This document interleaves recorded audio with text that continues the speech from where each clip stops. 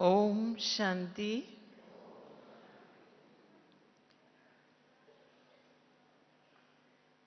अभी हम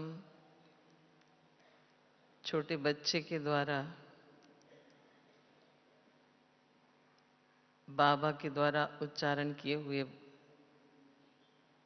महावाक्यों की वाह वाह सुन रहे थे। तो उस छोटे बच्चे ने भी बाबा के महावाक्यों को सुनाकर हमारे अंदर पुनः एक उमंग, उत्साह और खुशी भर दी।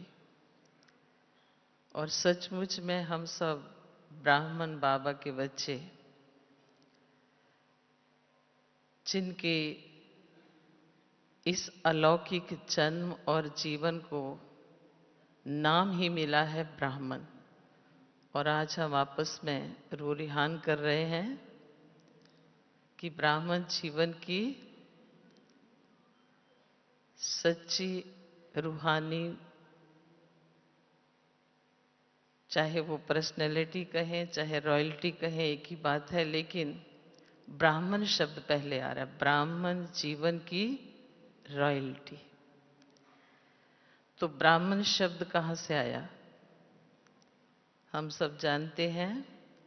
लौकिक ब्राह्मणों से भी आप पूछेंगे, ऐसे साधारण ब्राह्मणों को तो शायद ज्ञान ही नहीं होगा, लेकिन जो कुछ समझ रखते हैं, भक्ति के अंदर ज्ञान रखते हैं, या भक्ति के जो भी कर्मकांड करने वाले ब्राह्मण हैं, उनसे पूछेंगे आप कि आपके ब्राह्मणों के वंशावली की उत्पत्ति कहाँ से हुई, तो सुनने को मिलेगा कि ब्राह्मणों की उत्पत्ति ब्रह्मा मुख से हुई। तो वो ब्राह्मण जिनका नाम अभी तक चला आ रहा है, लेकिन उनके नाम के साथ साथ उनके कर्मों की विशेषता भी आज तक चली आ रही है। आप सबने शायद लौकिक में देखा होगा, मैंने भी देखा हुआ है छोटेपन में, कि मास में एक बार ब्राह्मण को बुला के घर में भोजन कराया जाता था लौकिक में। तो जब ब्राह्मण घर पे आता था तो बड़े मान सम्मान से उनको अंदर लाया जाता था, और विशेष आसन उनके लिए अलग से लगाया जाता था। और जब वो आसन पर बैठता था तो मैंने देखा हुआ है कि पानी हाथ में लेकर के उनके आसपास ऐसे घुमाया जाता था और उनके चरण धोए जाते थे, और बड़ी श्रद्धा से उनके लिए भोजन तैयार किया जाता था। और भोजन तैयार करने वाला उस दिन जब तक वो भोजन बना के तैयार करे, ब्राह्मण को भोजन नहीं खिलाए, तो उपवास में रहता था। और भोजन खिलाने के समय ब्राह्मण भी बड़ी अपनी उस स्वमान में, उसी स्वरूप में आकर बैठता था और मौन में भोजन करता था। इशारे से जो चाहिए था मांगता था या उसको दिया जाता था, और बाद में विशेष नमस्कार करते हुए उनको दक्षिणा आदि दी जाती थी। और आज भी आप सब देखते हैं कि कोई भी शुभ कार्य जो किए या करवाए जाते हैं, वो हमेशा ब्राह्मण को ही बुला करके किए जाते हैं। हर शुभ कार्य के लिए, हर विशेष कोई खुशी का कार्यक्रम है घर के अंदर, उसको भी विशेष रूप से करने के लिए ब्राह्मण को ही बुलाया जाता है। तो सबसे पहले हम अपने ब्राह्मण शब्द को ही लें, तो ब्राह्मण शब्द ब्रह्मा से उत्पन्न हुआ, और ब्रह्मा की उत्पत्ति ब्रह्म से हुई। शिव बाबा जो ब्रह्मलोकवासी, जब ब्रह्म मुहूर्त की वेला में सृष्टि पर आए और ब्रह्मा तन में प्रवेश किया, और हम सब बच्चों को ये ब्राह्मण जीवन, ब्राह्मण जन्म मिला।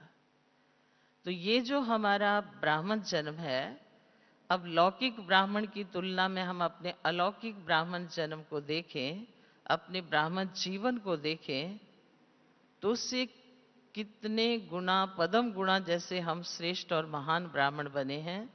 लेकिन फिर भी बहुत बार ऐसी चर्चा आती है, आपस में बातचीत होती है, कि जो बाबा हम बच्चों से ब्राह्मण जीवन की रॉयल्टी देखना व दिखाना चाहता है कि मेरे बच्चे अपने स्वरूप से मुझे प्रत्यक्ष करें, बच्चों द्वारा बाप दिखाई दे, बच्चों का चेहरा और चलन बाप के ज्ञान को, बाप के गुणों को, बाप की शक्तियों को प्रत्यक्ष करे, अभी तक ऐसा दिखाई नहीं दे रहा है। कोई विरला, जैसे कहते हैं ना कोटों में कोई विरला ब्राह्मण ऐसी सेवा कर रहा है। लेकिन सब ब्राह्मण बाबा के बच्चे ऐसा स्वरूप बना लें तो उसके पीछे क्या कारण है? क्यों अभी तक हम ब्राह्मणों के जीवन से वो रॉयल्टी जो रियलिटी से पैदा हुई है, रॉयल्टी शब्द आप जानते हैं सब यहाँ जो बैठे हैं कि रॉयल्टी शब्द कहाँ से निकला है। ये रॉयल्टी शब्द हमेशा बहुत ऊंचे श्रेष्ठ घरानों से जोड़ा गया है। लौकिक दुनिया में कोई बहुत धनवान, संपत्तिवान और बहुत अच्छी पोस्ट और पोजीशन वाला होता है तो उनको दुनिया में लौकिक में कहते हैं ये बहुत रॉयल हैं। लेकिन यहाँ हम जो ब्राह्मण बाबा के बच्चे हैं, हमारी रॉयल्टी किससे जुड़ी हुई है? हमारी रॉयल्टी रियलिटी से जुड़ी हुई है, सत्यता से जुड़ी हुई है। ब्राह्मण जन्म सत्यता और पवित्रता, प्योरिटी और रॉयल्टी है, और उससे पैदा होती, जब प्योरिटी और रियलिटी आती है जीवन के अंदर तब रॉयल्टी आती है। तो अब हमें देखना है कि लौकिक ब्राह्मण थोड़ी सी भक्ति की, संस्कृत की विद्या जान जाते, थोड़े पूजा पाठ के विधि विधान जान जाते, थोड़े से यज्ञ तप करने के मंत्रों को उच्चारण करना जान जाते, तो लोग उनका कितना सम्मान करते हैं, कितनी इज्जत करते हैं, कितना मान करते हैं। और हमारा ये जो अलौकिक जन्म और जीवन जो स्वयं भगवान ने हमें दिया ब्रह्मा मुख द्वारा, उसके हम बच्चे क्यों नहीं अभी तक हमारे आपके जीवन से दूसरों को वो रॉयल्टी नहीं दिखाई देती, अर्थात उस रॉयल्टी का प्रभाव हमारे जीवन का अभी तक दूसरों पर क्यों नहीं पड़ रहा है? तो उसका मुख्य कारण यही है कि पहले हम ब्राह्मण बाबा के बच्चों को ये स्पष्ट होना चाहिए कि हम बाबा के बच्चों के जीवन में वो रियलिटी और वो रॉयल्टी कैसे आएगी? वो तभी आएगी जब हमारे जीवन के अंदर बाबा के बताए हुए संयम और नियम, जैसे इसलिए मैं लौकिक ब्राह्मण का एग्जाम्पल साथ में इसीलिए दे रही हूँ आपको कि हमारी कई साधारण माताएं बहनें हैं जो कि इन बातों को इतना अच्छी तरह से नहीं समझ पाती हैं, तो उनको भी ये पता चलना चाहिए कि बाबा जो हम बच्चों को रॉयल्टी कहता है, रियलिटी कहता है, प्योरिटी कहता है, वो वास्तविकता में क्या है। कि जैसे एक लौकिक ब्राह्मण हमने देखा हुआ है कि अगर वो बाहर कहीं अशुद्ध चीज से टच करके आ जाता, ये बहुत पहले 20, 25, 30 साल पहले की बात कर रहे हैं, कहीं भी कोई अशुद्धि को टच होके आ जाता तो वो अंदर अपने घर में प्रवेश नहीं करता था। माना बाहरी शुद्धि, दिखावे की शुद्धि, अंतरात्मा की शुद्धि के बारे में उनका इतना ध्यान नहीं होता है, लेकिन बाहरी शुद्धि में आप देखिए वो कितने पक्के होते हैं, सच्चे होते हैं इस बात में। बाहर ही जल मंगा करके घर में प्रवेश नहीं करेंगे, स्नान करेंगे, फिर अग्नि के ऊपर पैर रख करके कोयला मंगाएंगे जलता हुआ, और उस पर पांव रख करके फिर अंदर, उस तब अपने आप को शुद्ध मानते हैं। अग्नि, जल और अग्नि दोनों का प्रयोग किया। तो बाबा ने हम बच्चों को जो श्रेष्ठ ब्राह्मण जीवन दिया है, उसमें जो सबसे बड़ी रॉयल्टी सिखाई है वो है प्योरिटी, पवित्रता। अब हम सभी देखेंगे अपने आप को कि जो बाबा हम बच्चों से चाहता है वो प्रत्यक्ष गुण, प्रत्यक्ष रॉयल्टी हमारी तभी दिखाई देगी जब हम बाबा के बच्चों के अंदर संपूर्ण पवित्रता होगी और संपूर्ण सत्यता होगी। और उसमें भी विशेष जो बाबा की हम बच्चों को अभी वर्तमान में शिक्षा मिल रही है, आप सभी नोट कर रहे होंगे, देखते होंगे कि अभी बाप दादा जब आते हैं तो हमें कोई प्रकार की शिक्षा नहीं देते हैं, सावधानी नहीं देते हैं। हम बच्चों को सच्चा प्यार, दिल का प्यार, वो सच्चा रूहानी प्यार जिससे अंदर आत्माएं महसूस करती हैं। जैसे अभी जो नए नए भाई बहन आ रहे हैं, आप सभी जानते हैं कि इस समय जो आत्माएं निकल रही हैं उनके ना तन में शक्ति है, ना मन में ताकत है। आत्मा में भी शक्ति नहीं है और शरीर में भी शक्ति नहीं है। अधिकतर आप देखेंगे सब भाई बहन जो भी नए नए निकल रहे हैं, वो हमारे आप से जो पुराने हैं उनसे ये चाहते हैं कि आप हमें अपने ज्ञान से ज्ञान दो, गुणों से गुण दो, शक्तियों से शक्ति दो। आपने जो इतने समय से तपस्या की है, आपने जो इतने समय से सेवा करके और त्याग तप करके जो आपने जमा किया है, क्योंकि हमारे अंदर वो शक्ति नहीं है, तो वो हमारे से तो हम वो बाबा के बच्चे हैं कि अभी हमें अपनी प्योरिटी से, अपनी रियलिटी से उन आत्माओं को देना है। तो प्योरिटी वाला जो ब्राह्मण है, जिसमें संपूर्ण प्योरिटी है, संपूर्ण पवित्रता है, तो सबसे पहले पवित्रता मनसा की आती है। देखिए, बाहरी पवित्रता बाहर के लोग भी कर रहे हैं, लेकिन हमारी जो प्योरिटी है, उस प्योरिटी में जो रियलिटी है वो सत्यता से जुड़ी हुई है। कि हमारी पवित्रता, बाबा के शब्द हैं कि आप बच्चों के स्वप्न में भी कोई अशुद्ध विचार, अशुद्ध दृश्य नहीं आना चाहिए। स्वप्न में भी सच्चे ब्राह्मण के की विशेषता, सबसे संपूर्ण ब्राह्मण की विशेषता जो भविष्य में संपूर्ण देवात्मा बनने वाली है, कि उनको स्वप्न में भी कोई संकल्प, विचार और कोई दृश्य अशुद्ध नहीं आना चाहिए, अशुभ नहीं आना चाहिए।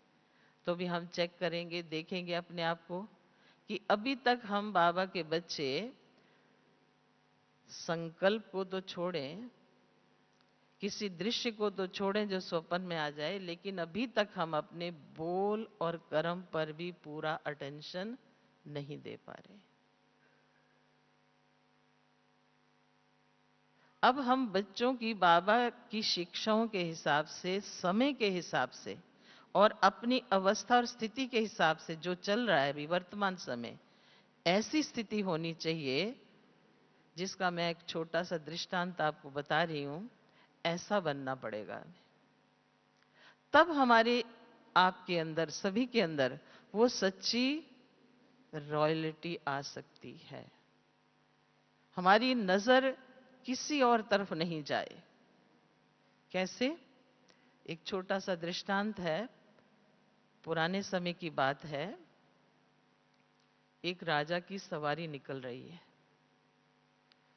आपको मालूम है, जब राजा निकलता है तो उसकी सवारी जब निकलती है, उससे पहले उसके मंत्री संतरी आगे चलते हैं और आवाज देते हुए चलते हैं कि राजाओं के राजा महाराजा धीराज पधार रहे हैं। मार्ग जो है वो एकदम साफ हो, स्पष्ट, कोई सामने नहीं होना चाहिए। लोग अपने आप किनारे में खड़े हो जाते हैं देखने के लिए। ऐसे ही सवारी निकलती हुई आगे बढ़ती जा रही है, तो कुछ दूरी पर एक छोटा सा बालक मिट्टी से खेल रहा है। तो जैसे जैसे राजा की सवारी नजदीक जाती गई, तो राजे की नजर जो है उस बच्चे पर पड़ी। बच्चा बड़ा भोला भाला सुंदर छोटा सा बच्चा, ऐसे 6-7 साल की उम्र का। तो राजा उसको ध्यान से देख रहा है, लेकिन बच्चे ने, इतनी आवाज हो रही है, राजा की सवारी में हाथी घोड़े चल रहे हैं, आवाजें हो रही हैं, उधर वो जोर जोर से मंत्री संतरी बोल रहे हैं, लेकिन बच्चे ने जरा भी नजर उठा करके नहीं देखा। तो राजा को बड़ा देख करके ऐसे विचित्र लगा। तो राजा अपने रथ से उतर गया, उतर करके बच्चे के पास जाके खड़ा हो गया। तो बच्चा अपनी उसी मस्ती में मिट्टी के साथ खेल रहा है, छोटे छोटे मिट्टी के घर बना रहा है, ऐसे खेल रहा है मिट्टी से। उसने तो भी राजा को नजर उठा करके नहीं देखा। जब उसके पास जाकर खड़ा हो गया तो राजा ने आवाज लगाई, बच्चे। राजा ने बच्चे को आवाज लगा के कहा, बच्चे तुम देख रहे हो तुम्हारे पास कौन खड़ा है? राजा तुम्हारे पास खड़ा है। तो बच्चे ने नजर उठाकर देखा, लेकिन कुछ बोला नहीं, फिर मिट्टी से खेलने लग गया। तो राजा ने कहा, बच्चे तुम इतने अच्छे बच्चे हो, इतने सुंदर बच्चे हो, तुम ये क्या कर रहे हो? तुम मिट्टी से क्यों खेल रहे हो? चलो मैं तुमको अपने राज दरबार में ले चलता हूं, चलोगे? तो जैसे ही राजा ने ऐसा बोला तो बच्चे ने फिर नजर उठा के राजा की तरफ देखा, और देख करके जैसे थोड़ी देर कोई मौन में रहता है, चुप रहता है, चुप रहा, और फिर कहा कि राजा, अगर तुम मुझे अपने साथ ले जाना चाहते हो तो मैं जरूर चलूंगा, लेकिन तुम्हें मुझे मेरी दो शर्त, दो बातें माननी होंगी। तो कहा, बच्चे बोलो तुम्हारी क्या दो शर्त है, मैं अवश्य पूरी करूंगा। कहा, कर लोगे? बच्चा कहता है, कर लोगे? कहा कि हाँ जरूर करूंगा। तो कहा, पहली शर्त मेरी ये है कि तुम मुझे 1 मिनट के लिए भी अकेला नहीं छोड़ोगे। यहां भी बैठोगे, यहां भी जाओगे, जो भी करोगे, हर समय मुझे अपने साथ रखोगे।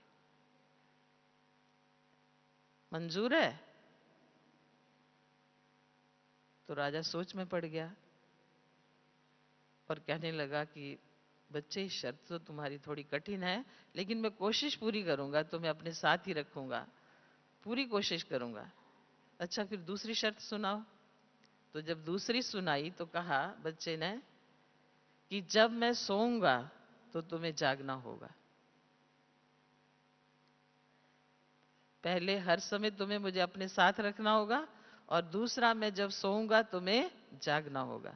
जब ये शर्त कही तो राजा कुछ देर के लिए चुप हो गया और फिर कहने लगा कि बच्चे, ये शर्त तो थोड़ी मुश्किल है, क्योंकि मैं राजा हूं, मुझे सारा दिन अपनी राज्य कारोबार करनी होती है, कहाँ कहाँ जाना होता है, और रात दिन भर में मैं थक जाता हूं, तो मेरे प्रहरी जागते हैं और मैं सोता हूं, तो रात को तो मुझे सोना ही पड़ेगा, रात भर तो नहीं जाग सकता हूं। मैं तुम्हें अपने साथ सुला लूंगा, अपने पास रखूंगा। राजा ने बहुत ऐसे प्रलोभन दिए उस बच्चे को, बहुत कुछ कहा, लेकिन उसने कहा नहीं, ये दोनों शर्तें तुम पूरी कंप्लीट मानो तब मैं तुम्हारे साथ चलूंगा। तुम्हें जागना भी होगा और हर घड़ी हर पल तुम्हें मुझे अपने साथ रखना होगा। ऐसा कह के बच्चा फिर अपना मिट्टी से खेलने लग गया। और राजा उस बच्चे की बात सुनने के बाद क्या हो जाता है, जैसे कोई एकदम हैरान हो जाता है, और हैरान होकर के शांत हो जाता है, कुछ कह नहीं सकता है और सोच में पड़ जाता है, और उस बच्चे को देखते देखते वापिस चला जाता है और वापिस अपने रथ पर सवार होके अपनी यात्रा यहाँ कर रहा है वहां चला जाता है।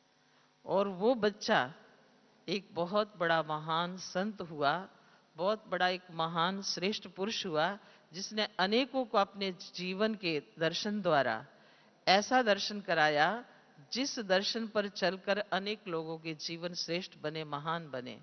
लेकिन उस दिन उस राजा को भी उस बच्चे ने आत्मज्ञान दिया, और ये शब्द कहे राजा को कि देख राजा, तू जा रहा है, सुन के जा। वापिस लौटने लगा राजा, तो उसने कहा, राजा सुनोगे, मैं क्यों नहीं तुम्हारे साथ जा रहा हूं, क्योंकि मैंने जिसको अपना बनाया है वो हर घड़ी हर पल मुझे हर समय अपने साथ रखता है, और जब मैं सोता हूं तो वो जागता है। तो वो कौन है? वो कौन है जो हम सोते हैं तो जागता है?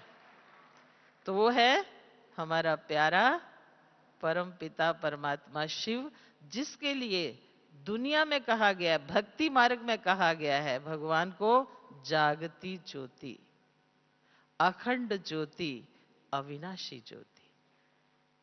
तो वो जागती ज्योति परम पिता परमात्मा हमारे सदा रक्षक हैं और हमारे सदा साथी हैं। तो उस बच्चे ने भी उस राजा को ये ज्ञान दिया कि आज से तू भी उसे अपना बना ले।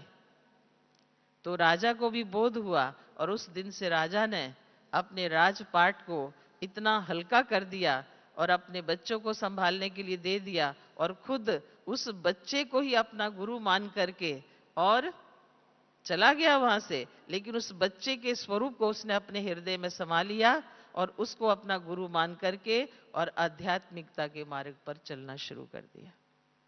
तो हम भी बाबा के वो बच्चे हैं तो अब हम उसी बात पर आ रहे हैं कि ब्राह्मण जीवन की रॉयल्टी, रियलिटी और प्योरिटी। लेकिन रॉयल्टी जो है वो यही है कि हमारी किसी की तरफ नजर नहीं जाए। दिखाई बहुत कुछ देता है, सुनाई भी बहुत कुछ देता है, वातावरण भी कई प्रकार के हमारे सामने बनते हैं, व्यक्ति भी कई प्रकार के हमारे सामने आगे पीछे आते और जाते हैं, कई दृश्य, घटनाएं, बातें, समस्याएं, परिस्थितियां आती हैं। लेकिन अब हम बाबा के बच्चों को उस बच्चे के समान, मैं आत्मा और दूसरा मेरा पिता परमात्मा, तीसरा ना कोई, जब ये स्मृति और अंदर की स्थिति, अंदर की वृत्ति और अंदर का भाव बन जाएगा,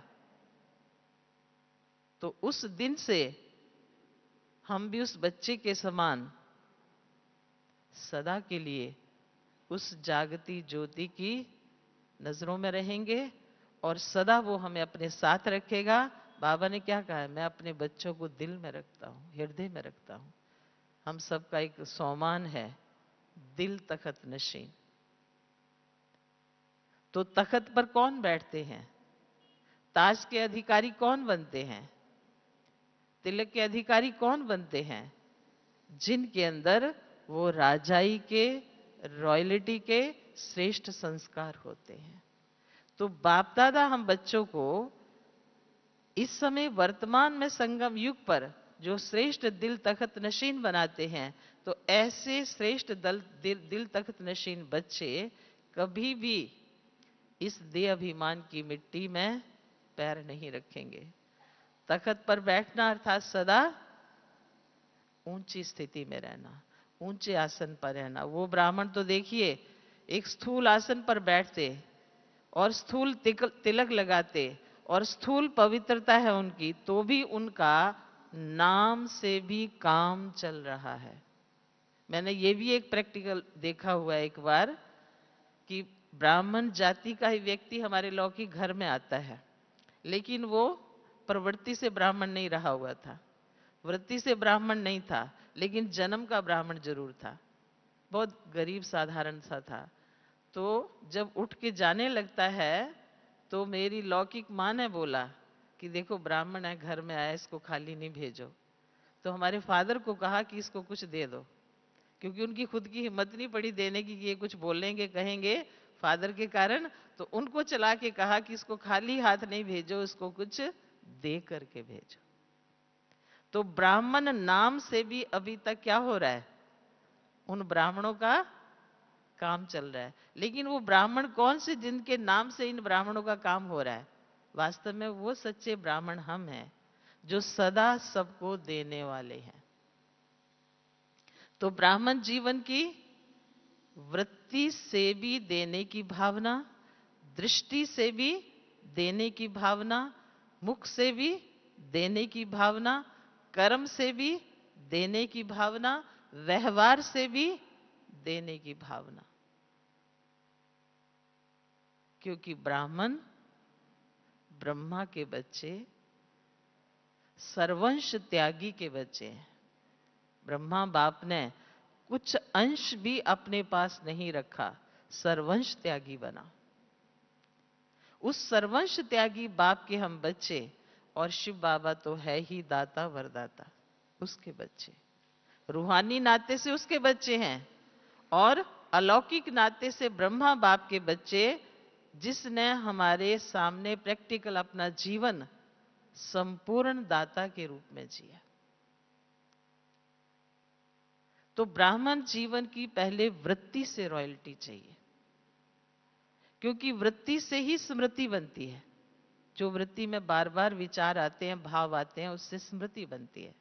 तो जितनी हमारी वृत्ति के अंदर प्योरिटी रहेगी और रियलिटी रहेगी, उतनी हमारी आत्मा के अंदर सब गुणों की रॉयल्टी आती जाएगी। क्योंकि पवित्रता सब गुणों को आकर्षित करती है। पवित्रता एक बहुत बड़ा चुंबक है जो सब गुणों को खींच करके हमारे अंदर भरता है। लेकिन अभी तक हम ब्राह्मण बाबा के बच्चे प्योरिटी में भी कहां कहां कमजोर पड़ जाते हैं और रियलिटी में भी कहां कहां कमजोर हो जाते हैं। जिस दिन हम बाबा के बच्चों ने ये दोनों ज्ञान के शस्त्र रूपी शक्तियां धारण कर ली, प्योरिटी और रियलिटी, तो रॉयलिटी जीवन में नहीं आई, ये हो ही नहीं सकता है। और आप देखेंगे रॉयलिटी क्या होती है? व्यवहार।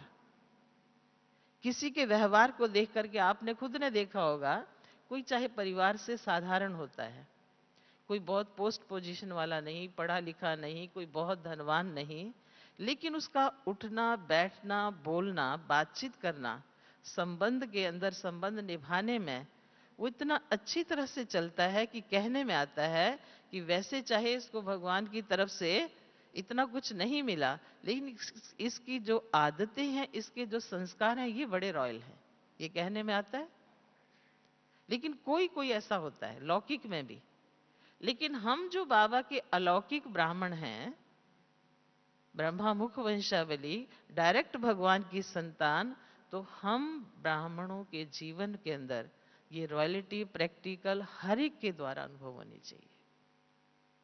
अभी भी बनारसी भाई आपको क्लास करा रहे थे, क्या बोल रहे थे कि अभी ज्ञान सुना करके लोगों को प्रभावित करने का समय गया, अभी तो घर बैठे सुनने को मिल रहा है। हमको आपको जैसे सुनाने की इतनी आवश्यकता ही नहीं रही है। लेकिन अभी लोगों को अगर हमें भगवान से जोड़ना है, भगवान का बनाना है, भगवान के घर तक पहुंचाने के लिए और उनको मुक्ति और जीवन मुक्ति का विरासत देनी है, तो हमको आपको सबको अपने चेहरे और चलन को रियलिटी और प्योरिटी वाला बनाना है। क्योंकि आप देखिए अभी लौकिक में भी सभी हमारे व्यवहार को देखते हैं, ब्राह्मण जीवन में भी हर कोई हमारे व्यवहार को देखता है। ब्राह्मण ही ब्राह्मण आपस में क्या देखते हैं? अभी आप देखिए, हम यहाँ बाबा के घर में ही आते हैं, हमें रहने के लिए स्थान मिलता है, बना बनाया भोजन मिलता है, और भी सारी व्यवस्थाएं जो भी हमें आवश्यकता होती है शरीर को, सब कुछ मिलता है हमें। और कितना रॉयल है सब कुछ। दुनिया में हम सब गए हैं धर्म स्थानों पर, तीर्थों पर, पहले हम जब बाबा के बच्चे नहीं थे सब जगह गए हैं, वहां कैसे होता है। और बाबा के घर में आप देखोगे हमें टेंट भी दिया जाएगा, उसको भी कैसे लगाया जाए। आम दुनिया में जो टेंट लगा करके रखा जाता है, रहाया जाता है, ऐसा नहीं है। बाबा के घर में टेंट भी बड़े रॉयल तरीके से लगाए जाते हैं, उसमें भी सबको बाकायदा पूरा अच्छी तरह से अपना अटैची बिस्तर लगाने की अच्छी तरह से जगह दी जाती है। सब तरह से बाबा हम बच्चों को, और बाबा के घर में हमारी दीदी दादियां हमारा कितना ध्यान रखती है कि बाबा के घर में आके बच्चों को किसी प्रकार की कमी, क्योंकि अब शरीर है, शरीर की व्यवस्थाओं के साथ तो हमें बहुत कुछ चाहिए होता है, तो उसके लिए स्थान इतना चाहिए।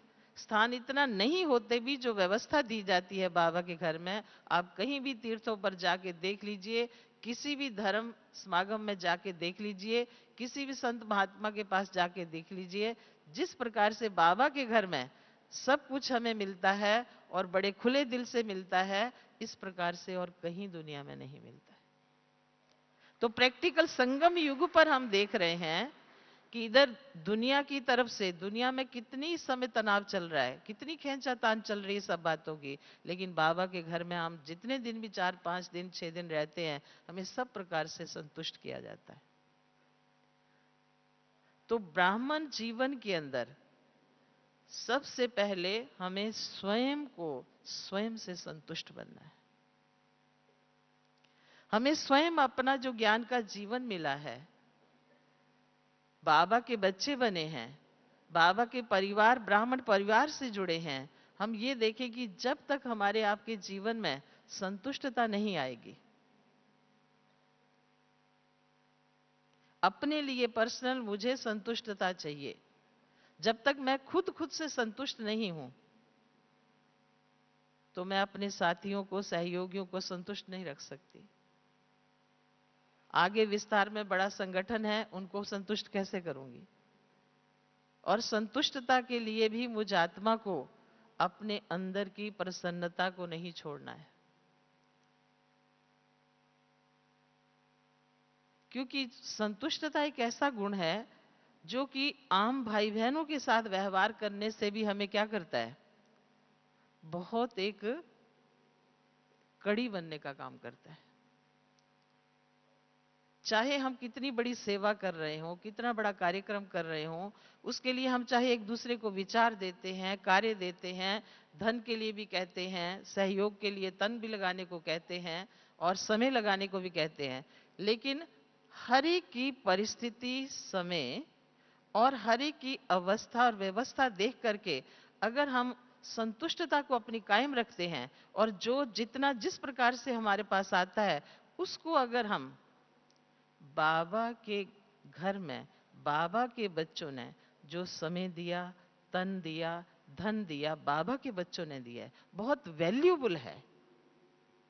जो भाई बहने उसको बहुत वैल्यूबल समझ के और उसको उसी प्रकार से यूज करते हैं, तो मैंने अपने जीवन में देखा है कि थोड़े में भी, जैसे एक शब्द कहते हैं ना, बरकत हो जाती है, बहुत हो जाता है, कभी कमी नहीं पड़ती है, कभी हमें मुख से कहना नहीं पड़ेगा कि कमी आ गई या हमें और चाहिए, और के लिए हम दोबारा बैठ करके किसी से हम मीटिंग करें, व्यवस्था करें, नहीं करना पड़ेगा, अपने आप होगा।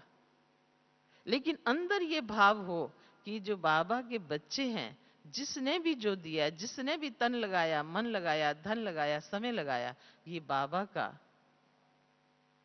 रियलिटी और रॉयल्टी को लिए हुए, प्योरिटी को लिए हुए बच्चा है। जितनी इसकी अवस्था थी, स्थिति थी, व्यवस्था थी, जितना इसका मन था, हृदय था, जैसा ये कर सकता था इसने किया। हम जैसे सोच लेते हैं कई बार, थोड़ा सा शक, अनुमान, बहम की बात को ला करके अपनी जो अंदर की रॉयल्टी है, अपनी जो अंदर की रियलिटी है, उसको हम क्या कर लेते हैं, कई बार हम सोच लेते हैं ऐसे, देखो फलाना है वो ऐसा कर सकता था, फलानी है वो ऐसा कर सकती थी, लेकिन नहीं, हर एक का समय, स्थिति और उसके साथ साथ जो प्राप्ति है उसके पास, उसमें कहीं भी किसी समय भी फर्क पड़ सकता है, किसी समय भी ऊंचाई नीचाई हो सकती है, किसी समय भी कम ज्यादा हो सकता है। हम हमेशा एक ही प्रकार से किसी को नहीं बांध सकते। अगर ये भाव हमारे अंदर रियलिटी का एक दूसरे के प्रति रहता है और उसके साथ स्नेह बना रहता है और स्नेह की कड़ी जो है संतुष्टता के साथ जुड़ी रहती है, तो कभी भी आप देखेंगे आपसे कोई असंतुष्ट भी नहीं होगा। जो बाबा कहता है खुद को भी संतुष्ट रखो, दूसरों को भी संतुष्ट रखो, और जो ब्राह्मण परिवार की संतुष्टता के सर्टिफिकेट की बात आती है, वो हम तभी ले सकते हैं जब हम पहले दूसरों के प्रति भी संतुष्टता का भाव रखें और अपने प्रति भी। अब इसके लिए हमें अपने व्यवहार के अंदर बहुत ज्यादा परिवर्तन लाने की अभी आवश्यकता है, क्योंकि व्यवहार अभी भी हम देख रहे हैं आपस में ब्राह्मण परिवार के अंदर, चाहे हम अपने सेवा केंद्रों पर हैं, चाहे बाबा के घर में आते हैं, अभी भी व्यवहार में हम एक दूसरे के साथ कुछ जो ब्राह्मण जीवन की रॉयल्टी वाला व्यवहार होना चाहिए, जैसे आप देखिए बोल में देख ले, हम कोई कोई भाई बहन आप देखेंगे बहुत अच्छी तरह से परिचित होते हैं, जानते हैं एक दूसरे को, मिलते रहते हैं, लेकिन कभी कभी आप देखेंगे ऐसे पास से निकल जाएंगे। देखा है, ऐसे नहीं नहीं देखा है, देखा है, लेकिन देखे हुए अनदेखा कर देंगे। फिर जब दूसरी बार निकलेंगे तो हम चला के कहेंगे ओम शांति, तो फिर वो भी कर देंगे। मानो जैसे चलते चलते सूक्ष्म में कुछ भी कर लिया, कुछ भी हमने पा लिया, कुछ भी हम बन गए थोड़ा सा, तो क्या आ गया, क्या आ गया, सूक्ष्म में रॉयल ईगो। बाहर से चाहे नहीं दिखा रहे हैं, लेकिन सूक्ष्म में अंदर है। जबकि हम जब कई समय के बाद बाबा के घर आते हैं, मिलते हैं, या वैसे कोई कहीं से आता है बाहर से, तो क्या हुआ, अगर मैं चाहे कोई सेंटर की इंचार्ज हूं, बड़ी भी हूं, अगर उसने नहीं ओम शांति की तो मैंने कर दी, तो क्या हो गया। माना हमें ये रहता है कि सामने वाला करे। माना अभी तक आप देखिए एक ओम शांति इतना सुंदर, इतना प्यारा, इतने स्वामान का स्वरूप हमारा है, जो अंदर आत्मा को शांति और शक्ति देने वाला शब्द भी हम एक दूसरे को बोलने में क्या कर जाते हैं, संकोच कर जाते हैं। अब वो संकोच किसी भी बात से कर रहे हैं, कोई भी भाव मन में चाहे रख लिया है, या किसी ने भाव आपके मन में मेरे प्रति भर दिया है, ये भी हो सकता है किसी ने भर दिया हो, चाहे पहले आपके नहीं हो, आप किसी ने डाल दिया हो। लेकिन हम जो इतना प्यारा हमारा उच्चारण है, हम इस उच्चारण को उच्चारण करना क्यों छोड़ देते हैं? ये रॉयल्टी हम अपनी कभी नहीं छोड़े। मैं अपने सभी भाई बहनों से रिक्वेस्ट करूंगी कि जब भी हम किसी के पास से निकलते गुजरते, अगर आपकी नजर से नजर मिल जाए, एक दूसरे नहीं मिली तो चलो कोई बात नहीं, लेकिन अगर नजर से नजर मिल जाए, चाहे अपना हो चाहे कोई दूसरा भाई बहन हो, किसी दूसरे केंद्र का कहीं का भी हो, तो ओम शांति जरूर बोलो। इससे क्या होता है? ये ओम शांति आपस में एक दूसरे को कहना माना, हम एक स्नेह के सूत्र की कड़ी एक दूसरे से जोड़ते हैं। उस आत्मा को आएगा कि देखो मैं जानती तो नहीं हूं या मैं जानता तो नहीं है, लेकिन उन्होंने ओम शांति किए तो ये अपना ब्राह्मण माना, महसूस हुआ कि अपने ब्राह्मण परिवार का है। इस ब्राह्मण के अंदर ये रॉयल्टी है कि कोई भी ब्राह्मण मिले, जैसे आप देखिए दूसरे जो धर्म मत संप्रदाय के लोग होते हैं, सरदार कोई भी किस सरदार को देख लेगा तो जरूर क्या करेगा?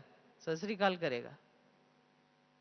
कोई दूसरे मत संप्रदाय का होगा, उसको मिलेगा, पहचानता होगा तो जरूर उसको उसके नाम से वो नमस्कार करेगा, नमस्ते करेगा, जो भी शब्द। लेकिन ऐसे ही हम बाबा के बच्चों के अंदर ये एक रॉयल्टी होनी चाहिए कि अगर हमारी आपस में एक दूसरे से नजर मिल जाए तो हम जरूर आपस में एक दूसरे को ओम शांति। आपने देखा ये गुण किसके अंदर है? हम ब्राह्मणों में ये गुण किसके अंदर है? ये गुण हम ब्राह्मणों में किसके अंदर है? जो विदेश के भाई बहने हैं ना, आपने नोट किया, मैंने तो बहुत बार नोट किया है, जो विदेश के भाई बहन हैं, अगर कोई भाई बहन की नजर से नजर मिल जाए हमारे से, चाहे वो बहन हो चाहे भाई हो, वो ओम शांति जरूर बोलते हैं। ये मैंने बहुत नोट किया है, विदेश के भाई बहने। लेकिन अपने देश अपने जो भाई बहने हैं, कई बार अपने जो मिलने वाले हैं, जानने वाले हैं, वो भी आप देखेंगे नजर चुरा लेंगे, इधर उधर कर देंगे, ओम शांति नहीं बोलेंगे। मतलब एक छोटी छोटी बातों में हमारी रॉयल्टी आती है, छोटी छोटी बातों में। और बोल में, बोल देखिए, ये बोल जिनको अनमोल कहा गया है, ये बोली गोली का भी काम करती है और ये बोली टोली का भी काम करती है। माना टोली माना मिठाई, मीठा। अब यही बोल बाबा ने हमारे टोली बनाए, अर्थात मीठे बनाए। लेकिन अभी तक हम बाबा के बच्चों को आपस में, बोल में, व्यवहार में हमारी क्या रॉयल्टी होनी चाहिए? कि हम जो भी बोलें, जितना भी बोलें, जैसा भी बोलें, उसमें रियलिटी जरूर होनी चाहिए। रॉयल्टी लाना चाहते हैं ना, ब्राह्मण जीवन की रॉयल्टी। तो ब्राह्मण जीवन की रॉयल्टी है सर्वगुण। तो सर्वगुण संपन्न आत्मा वही बनेगी जिसके बोल के व्यवहार में भी क्या हो? जो भी बोलें, जो भी कहें, जितना भी कहें, जैसा भी कहें, उसमें रियलिटी होनी चाहिए। कर सकते हैं सभी हम, ये करना होगा। अगर हम बाबा को अपने द्वारा प्रत्यक्ष करना चाहते हैं, या बाबा जो चाहता है कि मेरे बच्चे अभी चलन और चेहरे से सेवा करें, तो हमें अपनी वाणी के अंदर भी ये रियलिटी लानी है, ये प्योरिटी लानी है। कई बार हम कहते हैं दूसरे की सेफ्टी के लिए भी हम, या दूसरे की सुरक्षा के लिए, या कोई ऐसी बात थी जिसके लिए कि हमें थोड़ा सा झूठ बोलना या थोड़ा मिक्स करना जरूरी हो गया था, चलो अगर आपने कर भी दिया, लेकिन समय पड़ने पर आपको वो सच्चाई बतानी जरूर चाहिए। मान लो एक बार कोई परिस्थिति ऐसी क्रिएट हो गई कि थोड़ा सा आप अगर युक्ति से, मतलब एकदम पूरा पूरा सच बोलेंगे तो उस समय वातावरण बिगड़ सकता है, बात बिगड़ सकती है, सामने वाले की कोई स्थिति खराब हो सकती है। तो आपने थोड़ा बात को घुमा करके थोड़ा युक्ति से बोला, लेकिन युक्ति भी समय अनुसार वो मुक्ति देने वाली होनी चाहिए। ऐसे नहीं युक्ति से बोल के भी अगर वो बात बिगड़ रही हो तो हमें सच ही कहना चाहिए, युक्ति से भी कहने की आवश्यकता नहीं है। लेकिन जो भी हम कहें, बोलें, जितना भी बोलें, कहें, करें, उसमें रियलिटी जरूर हो। तो जब हमारी वृत्ति में भी रियलिटी होगी, प्योरिटी होगी, बोल में भी रियलिटी और प्योरिटी होगी, तो कर्म कैसे होंगे? कर्म ऑटोमेटिक मेरी आत्मा के रियलिटी वाले ही होंगे, प्योरिटी वाले ही होंगे, और रॉयल्टी दिखाई देगी उसके अंदर। और मेरा हर कर्म यादगार बने। बाबा ने हम बच्चों को श्रेष्ठ कर्मों की कलम दी है हाथ में, लेकिन लिखना किसको है? उन कर्मों को करना किसको है? मुझ आत्मा को। तो मुझे अपने ऊपर नजर रखनी है, मुझे अपने आप को देखना है कि मुझे सब देख रहे हैं, तो मेरा कर्म सबके सामने कैसा हो।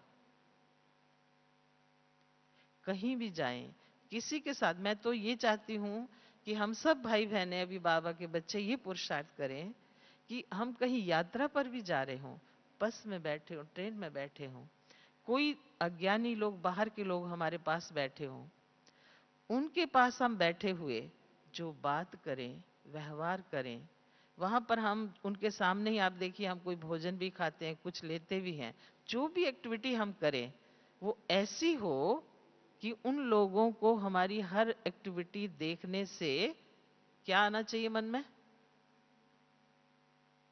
क्या मन में आना चाहिए? कि ये बहुत रॉयल्टी वाले लोग हैं, बहुत प्योरिटी वाले लोग हैं, बहुत रियलिटी वाले लोग हैं। माना ये अटेंशन रखना है अभी हमें, खाने के समय भी, बात करने के समय भी, और कई बार व्यवहार करने की बात सबसे ज्यादा आती है। आप देखेंगे जब हम ट्रेन में बैठते हैं, सामान लेके चढ़ते हैं, लोग पहले बैठे हुए होते हैं, हमारी सीट पर भी बैठे होते हैं, सीट के नीचे जो जगह है वहां उन्होंने सामान भी रखा हुआ होता है, हमें भी रखना होता है। लेकिन आप देखेंगे कोई कोई भाई बहन तो बहुत अच्छी तरह से आराम से खड़े होते हैं, उनको कहते हैं थोड़ा हम भी रखें, आप थोड़ा एडजस्ट करते हैं, देखते हैं, जगह बनाते हैं, ऐसे करते हैं, ऐसे करके आराम से बात करेंगे, आराम से खड़े होकर थोड़ी देर खड़े रह के भी उनको कहेंगे कि भाई ये हमारा इतना नंबर सीट है, ऐसे आराम से बात करके। और कोई कोई देखते हैं, क्योंकि एक साथ ही आ रहे हैं, आप देखेंगे कि ट्रेन के अंदर बहुत सारे भाई बहनों का एक ट्रेन में ही आने का सफर होता है, और कोई कोई क्या कर रहे होते हैं,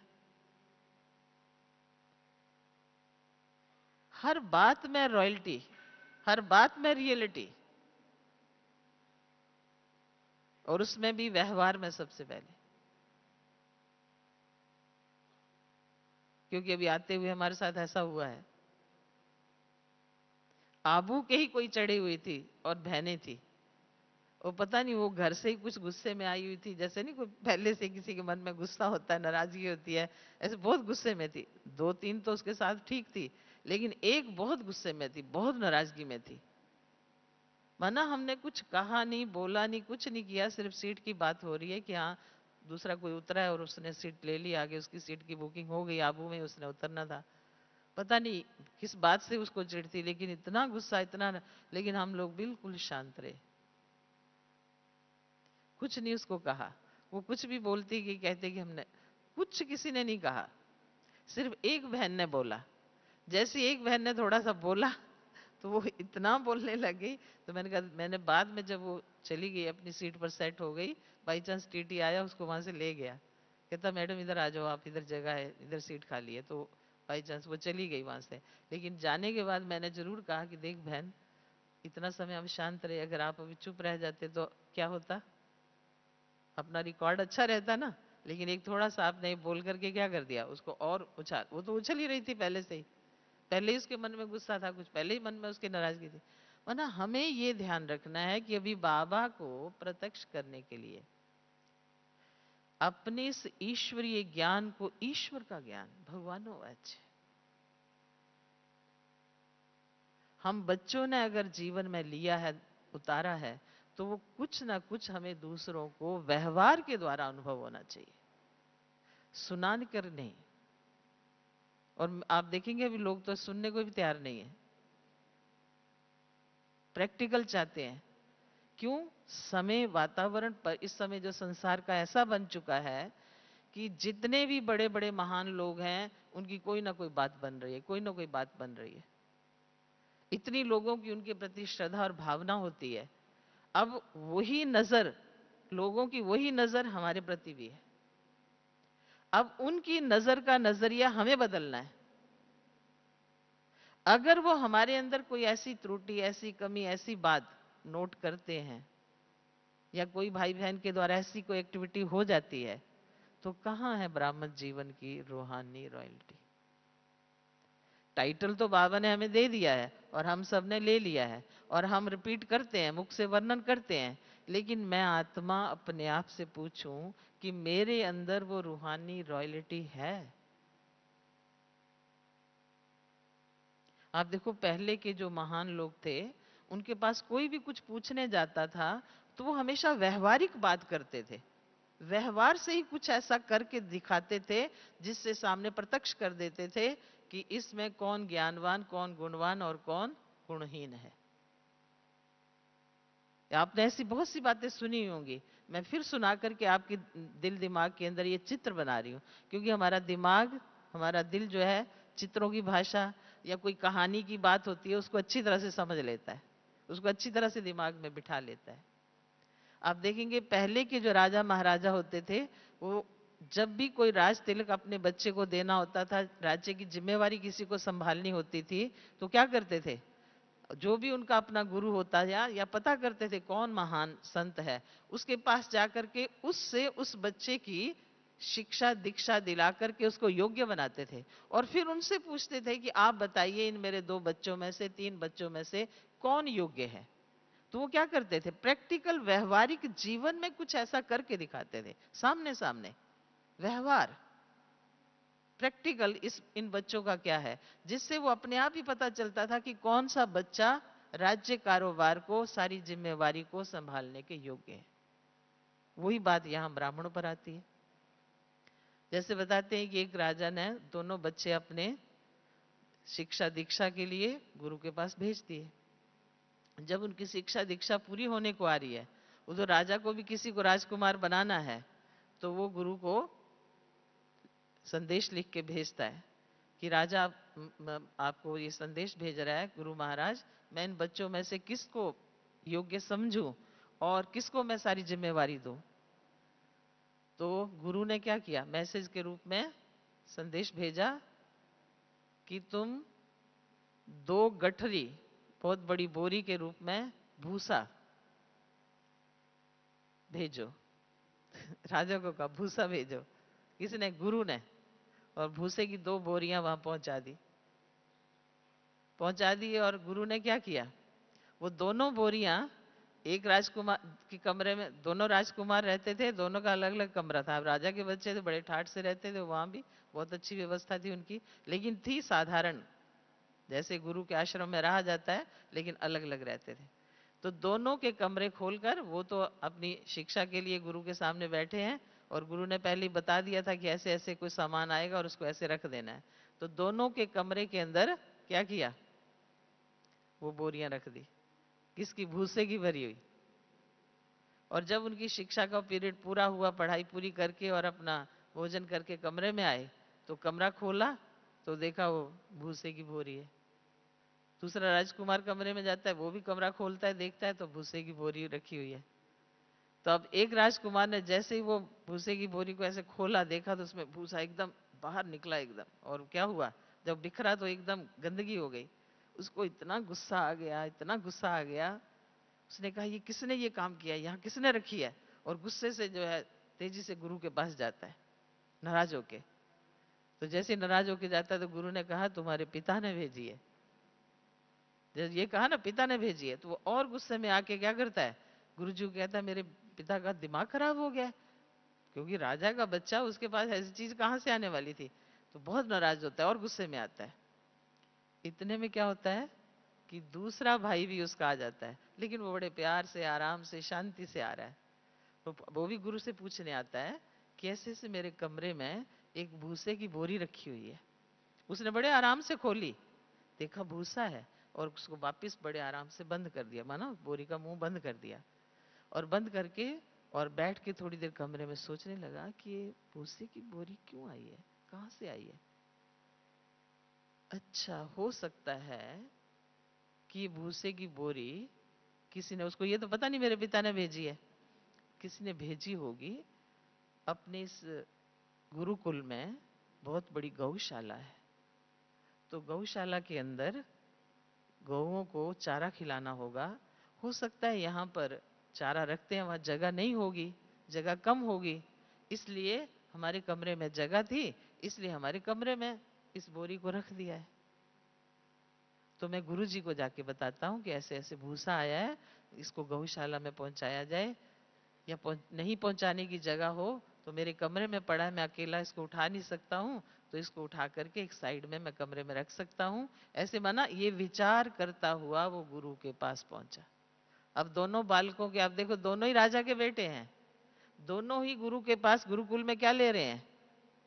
शिक्षा और दीक्षा ले रहे हैं।